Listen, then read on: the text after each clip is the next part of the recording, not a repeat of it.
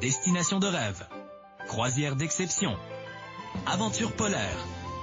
Bienvenue dans Au-delà de l'horizon, le podcast qui vous emmène là où le voyage commence vraiment. Une production Aéria Voyage.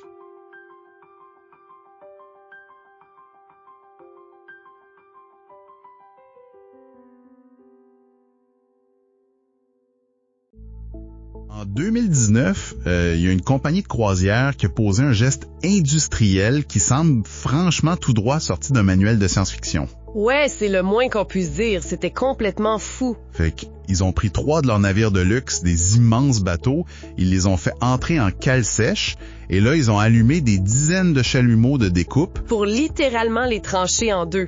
C'est inimaginable quand on y pense. Trancher des structures d'acier géantes en deux, oui.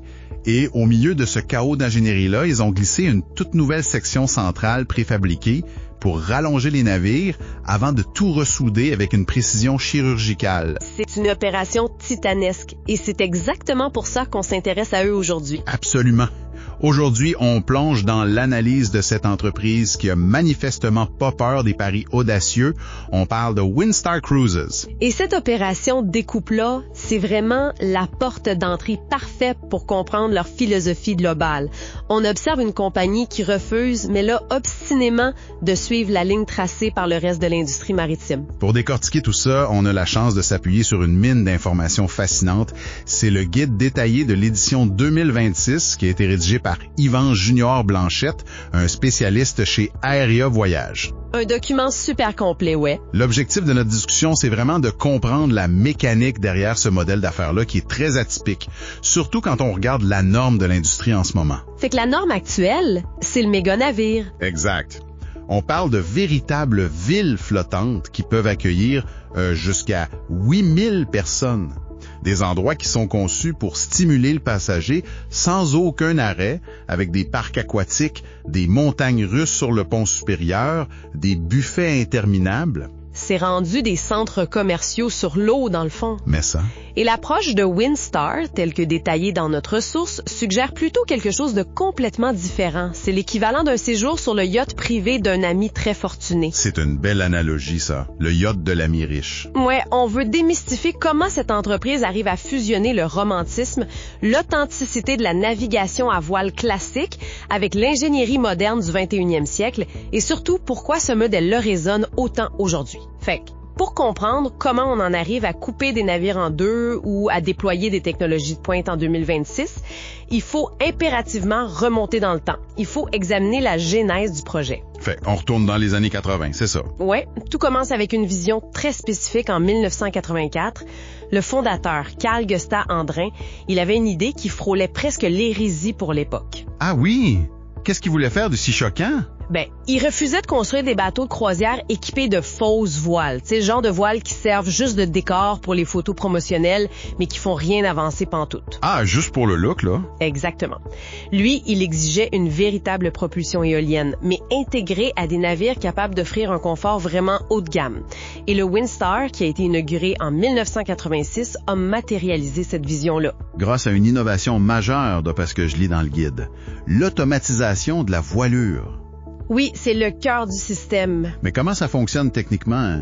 Parce que, tu sais, on s'imagine tout de suite des dizaines de marins en train de tirer sur d'énormes cordages à la force de leurs bras, comme dans un film de pirates du 19e siècle. Non, c'est pas du tout ça. C'est un système hydraulique et informatique qui est extrêmement sophistiqué. Fait que le navire est bardé de capteurs partout. OK. Des capteurs qui mesurent quoi, exactement? Ils analysent la force, la direction et les variations du vent, tout ça en temps réel. Et ces données-là sont envoyées à un ordinateur central qui calcule l'angle optimal. Ensuite, il déploie les immenses toiles automatiquement avec des moteurs hydrauliques. C'est fascinant. Fait que ça permet d'exploiter la force brute du vent pour avancer, mais sans avoir besoin d'une armée sur le pont. Exactement. Ça nécessite un équipage très restreint. La magie opère sans l'effort manuel des marins d'antan. Tout le gros du travail est complètement invisible pour les passagers.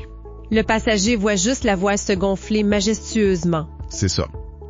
Ensuite, au fil des décennies, l'entreprise a changé de main quelques fois, pour finalement être acquise en 2011 par Zonterra Parks and Resorts. Et là, l'auteur de notre source mentionne ce détail-là, et je dois dire que ça pique vraiment ma curiosité. Ouais, c'est un acheteur surprenant à première vue. Ben oui, parce que Xanterra, c'est surtout connu pour gérer les infrastructures des grands parcs nationaux américains, comme Yellowstone par exemple. Quel est le rapport avec les croisières nautiques? L'acquisition par Xanterra, c'est vraiment fondamental pour comprendre l'évolution de Windstar.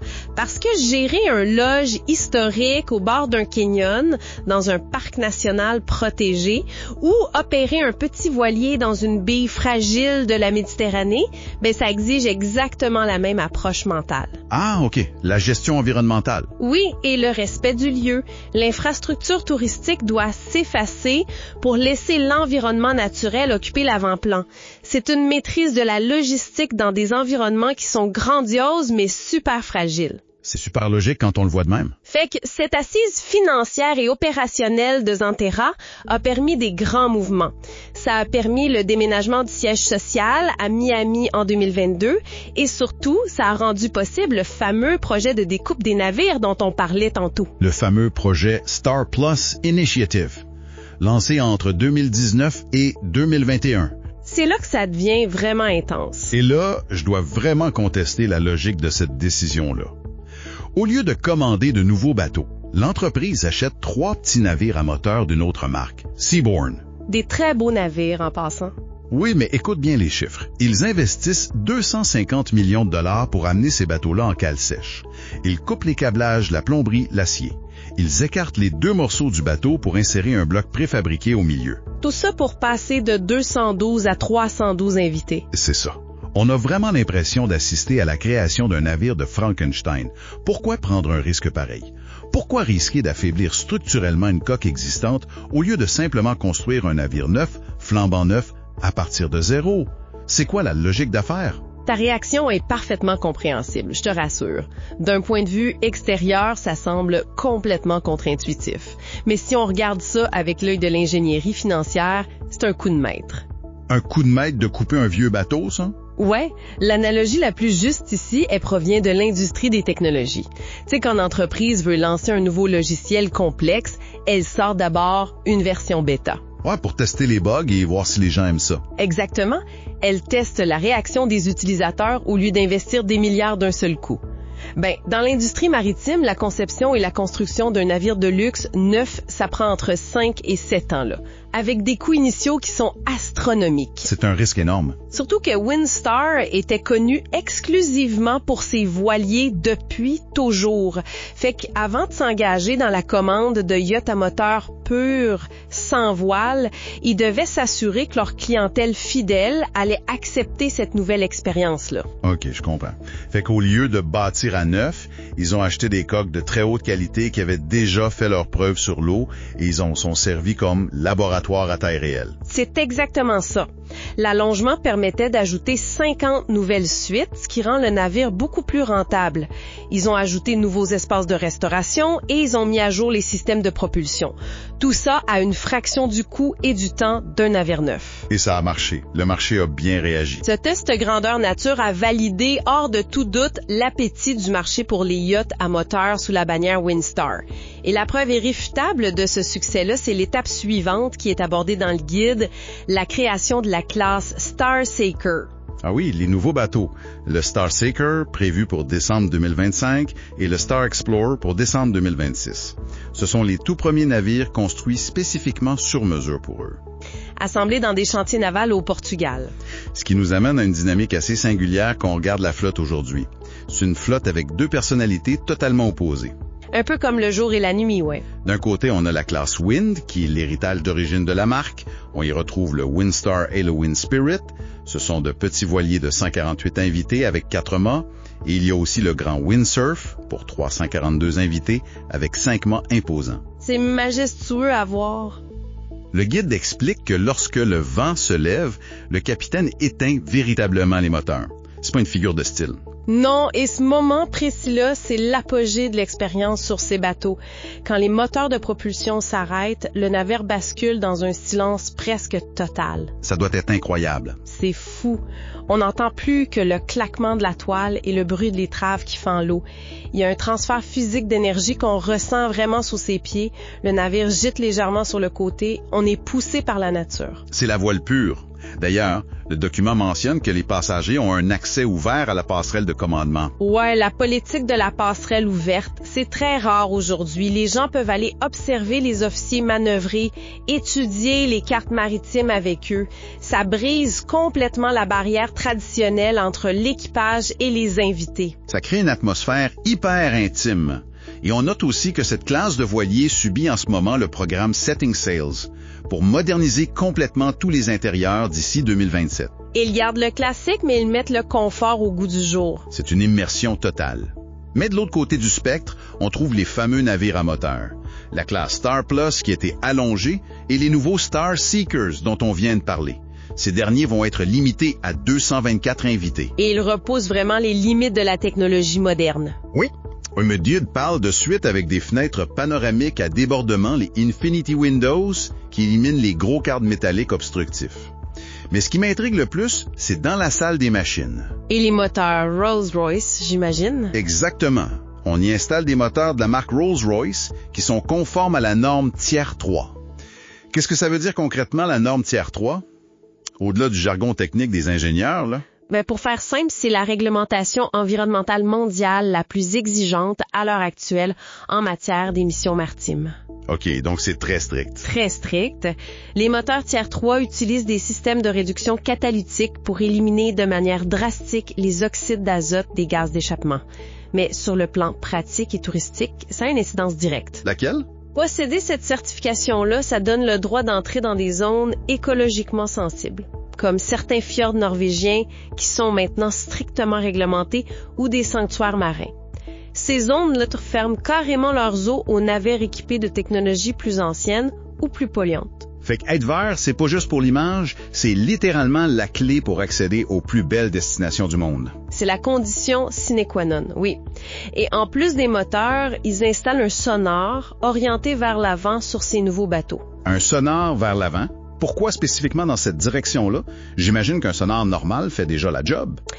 La grande majorité des instruments de profondeur sur les bateaux balaient l'eau directement sous la coque. Ça dit la profondeur en dessous de toi. Ce qui est pratique, j'en conviens. Oui, mais un sonore orienté vers l'avant, ça projette des ondes loin devant la proue. Fait que lorsqu'un navire s'aventure dans des lagons où les cartes maritimes sont peut-être imparfaites ou que les fonds marins changent rapidement. Comme des bancs de sable qui se déplacent. Exact, ou des têtes de corail submergées.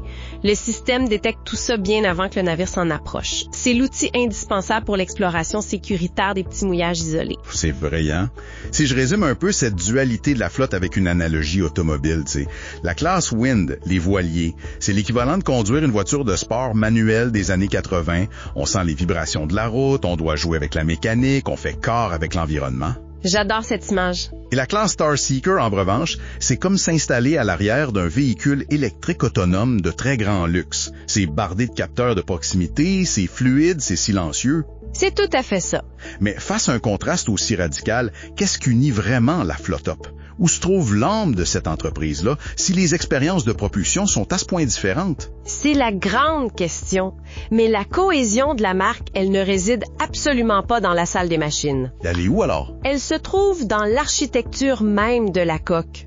Plus précisément dans le tirant d'eau, c'est-à-dire la partie immergée du navire. Le fait que la coque ne va pas trop profond sous l'eau? Voilà, les immenses navires de croisière de 5000 passagers, ils ont un tirant d'eau énorme. Ils sont prisonniers des terminaux industriels en eau profonde. Pour eux, la mer, c'est juste une toile de fond lointaine qu'on observe depuis le 15e pont. Très loin des vagues. Mais chez Windstar, la petite taille des coques, que ce soit à voile ou à moteur, permet de naviguer au ras de l'eau. Les navires peuvent se faufiler dans des criques cachées de la Méditerranée ou jeter l'ancre au milieu de baies peu profondes. L'âme de l'entreprise, c'est ce rapport intime, presque physique, avec l'océan. Peu importe si on avance à la voile ou au moteur, on est près de l'eau. Exactement. L'intimité spatiale définit l'itinéraire.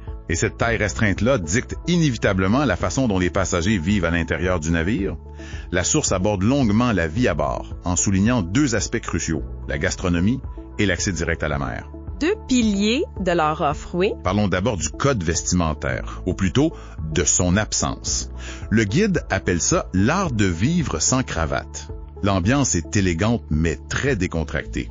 Sauf que, Attention, décontracté ne signifie pas relâché du côté des cuisines. Oh que non. La nourriture, c'est du sérieux. On mentionne un partenariat exclusif avec la James Beard Foundation, qui est une institution nord-américaine extrêmement respectée. Et pour des navires de cette taille-là, l'offre de restauration détaillée dans le guide est assez impressionnante. Fait qu'on a quoi exactement comme choix?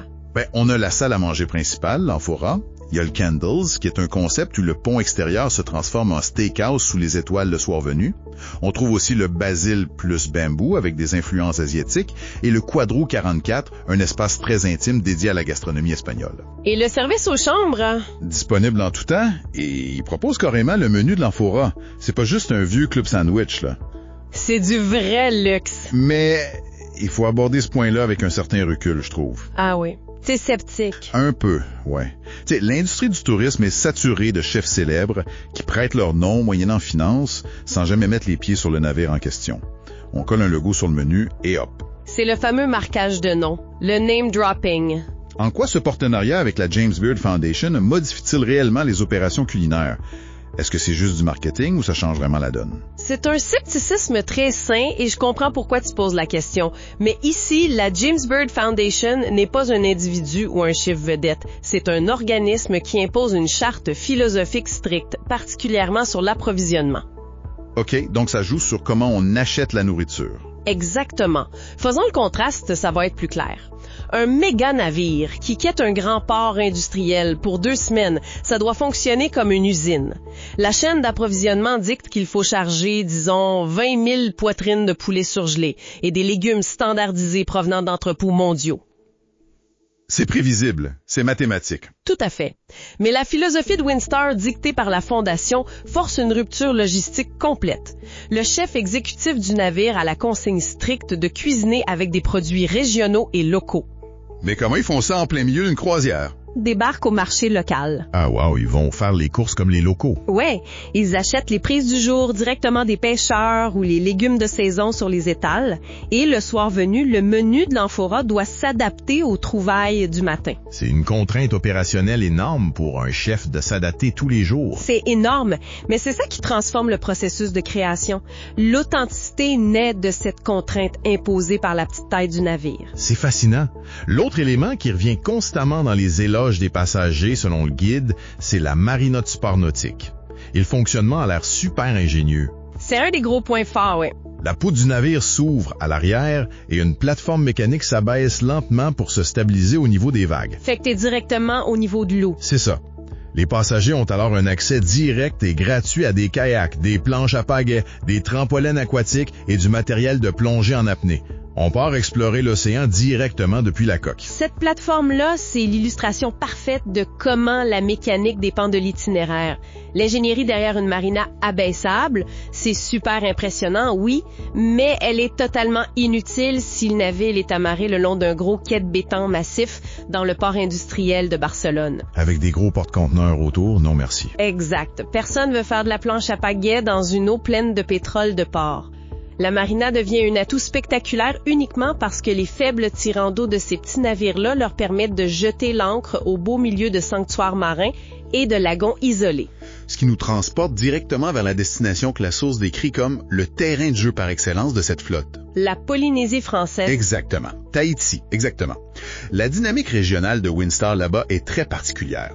Beaucoup de compagnies de croisière incluent Tahiti dans leurs belles brochures, mais ils ne font qu'y passer rapidement lors de longues transits à travers le Pacifique. Elles s'arrêtent 2 jours et elles repartent. Alors que Windstar maintient un navire positionné sur place à l'année. Les itinéraires de 7 et 11 jours explorent des atolls très isolés comme Fakarava et Rangiroa. Et c'est là qu'on comprend l'utilité du sonar orienté vers l'avant dont on parlait tantôt. Pour slalomer entre les récifs coralliens non cartographiés. Exact. Et le clou du spectacle, il y a un événement signature, une soirée privée sur la plage du Motu Maaya, un tout petit îlot privé avec un grand festin polynésien et des cracheurs de feu. Les lagons cristallins et peu profonds de la Polynésie, c'est vraiment l'environnement optimal pour exploiter au maximum la plateforme de sport nautique et toute la flexibilité du navire. Mais naviguer dans ce marché très exclusif soulève inévitablement une autre question. La question de l'argent? Le positionnement tarifaire par rapport à la compétition. C'est le nerf de la guerre. Et c'est là que le modèle d'affaires devient un peu matière à débat. Le guide indique que la structure tarifaire de base chez Windstar est à la carte. Oui, contrairement à beaucoup d'autres dans le luxe. Fait que le prix de base inclut la croisière, la restauration exceptionnelle qu'on vient de décrire, le service aux chambres et les alcools, mais consommés uniquement pendant les repas. Tout le reste est exclu. C'est ça. Le Wi-Fi, les pourboires, ou disons un cocktail commandé à la piscine en plein après-midi, ça demande de sortir une carte ou de signer un reçu à chaque fois. Il y a bien sûr un forfait all-in qu'on peut acheter en supplément pour tout regrouper, mais je trouve ça risqué. Risqué dans quel sens? Lorsqu'on s'offre un séjour luxueux, en Polynésie en plus, dans le but d'évacuer la charge mentale du quotidien, le fait de ne pas avoir une formule tout inclus par défaut, est-ce que ça risque pas d'irriter une clientèle qui déteste l'idée de surveiller ses dépenses en vacances? On veut pas se sentir gratté pour une pina colada à 15 heures, tu sais. C'est un sujet super chaud dans la gestion hôtelière haut de gamme. C'est vrai. Windstar évolue dans le créneau du luxe dit premium. Leurs tarifs ne sont pas aussi vertigineux que ceux des navires d'expédition polaire ultra luxueux comme Ponant ou Silversea, où absolument tout est inclus. OK, c'est une catégorie juste en dessous. Oui, mais il faut surtout comprendre la psychologie et la réalité financière derrière l'illusion du tout inclus. L'illusion. Et la gratuité, ça existe pas. Imagine un couple qui part en Polynésie. Ils boivent très peu d'alcool et ils désirent se déconnecter totalement d'Internet pour une semaine. Une vraie retraite relaxante. S'ils voyagent avec une compagnie ultra luxueuse où le modèle tout inclus est imposé à la base, le prix de leur billet va inévitablement subventionner le champagne à volonté et la consommation de bandes passantes satellites des autres passagers. Ah, j'avais pas vu ça de même. Ils payent pour les excès des autres. Et que l'approche tarifaire à la carte de Windstar permet d'afficher un prix de base plus compétitif que d'autres navires opérant dans la même région, comme le réputé Paul Gauguin par exemple. Les passagers qui veulent une absence totale de contraintes, ils ajoutent simplement le forfait all-in à la réservation. C'est réglé. Et ceux qui veulent contrôler leur consommation payent uniquement pour ce qu'ils utilisent. C'est une personnalisation financière qui séduit beaucoup de voyageurs qui refusent de payer pour la surconsommation du voisin. C'est super logique quand on comprend qui paye réellement la facture des fameux forfaits illimités. En analysant ce modèle dans sa globalité, le guide de 2026 nous dépeint vraiment une organisation qui refuse la standardisation à grande échelle. C'est une alternative vitale dans le marché du voyage aujourd'hui. Absolument. Cette compagnie démontre qu'il est possible de conjuguer la sensation pure et archaïque du vent qui gonfle des toiles immenses avec une logistique d'approvisionnement digne des meilleurs restaurants. C'est un luxe qui se débarrasse de ses aspects formels et pompeux. Pas de code vestimentaire coincé, juste de la qualité. Pour la clientèle visée, le bateau ne sert pas simplement de moyen de transport entre deux ports. Le navire, en soi, c'est l'expérience principale. Les escales deviennent presque secondaires. Du premier concept super audacieux de 1984 jusqu'au nouveau navire sur mesure équipé de sonars avant et de moteurs écologiques, chaque décision stratégique répond toujours à la même exigence, réduire l'intermédiaire entre le passager et l'océan. C'est très bien résumé. C'est un écosystème de voyage qui réclame une logistique beaucoup plus complexe et fragmentée que la gestion d'un monstre des mers de 5000 passagers. Mais en retour, ce modèle-là engendre un attachement et une fidélité complètement hors norme de la part des clients. Et toute cette réalité-là nous pousse vers une réflexion encore plus large sur l'avenir du tourisme de luxe. Ouais, on s'en va où avec tout ça? Actuellement, l'industrie navale au sens large s'enfonce dans une course frénétique vers le gigantisme. Les chantiers construisent des structures de plus en plus massives, des environnements hyper connectés où le bruit ambiant et la stimulation visuelle sont permanents. Tout ça pour amortir les coûts sur le plus grand nombre de personnes possible. Plus gros, plus bruyant, plus rentable. C'est ça. Et face à cette surenchère d'artifices-là, la grande question se pose. Est-ce que le sommet absolu de l'exclusivité dans les prochaines décennies ne résidera pas au fond dans la petite échelle? Payer pour de l'espace, dans le fond. Exact. Ne paiera-t-on pas le prix fort demain pour retrouver l'espace personnel, l'absence totale de foule et le silence remarquable d'une petite coque glissant sur l'eau, poussée uniquement par la force naturelle du vent? C'est une pensée vraiment forte. Il est fascinant de concevoir que l'avenir de l'évasion la plus totale, du vrai luxe, pourrait bien s'ancrer dans un retour très humble aux technologies d'une autre époque. C'est une réflexion qui donne certainement le goût de prendre le large et de sentir la brise marine. Sur ce, merci de nous avoir accompagnés dans cette analyse approfondie. On se retrouve très bientôt pour un autre sujet passionnant. Vous venez d'écouter Au-delà de l'horizon, une production Aéria Voyage. Pour en savoir plus sur les destinations et les compagnies présentées dans cet épisode, visitez notre site web au www.aeriavoyage.com, voir tous les détails dans la description. N'oubliez pas de liker et de partager le podcast avec votre famille et vos amis. Abonnez-vous à la chaîne pour être certain de ne rien manquer. À très bientôt.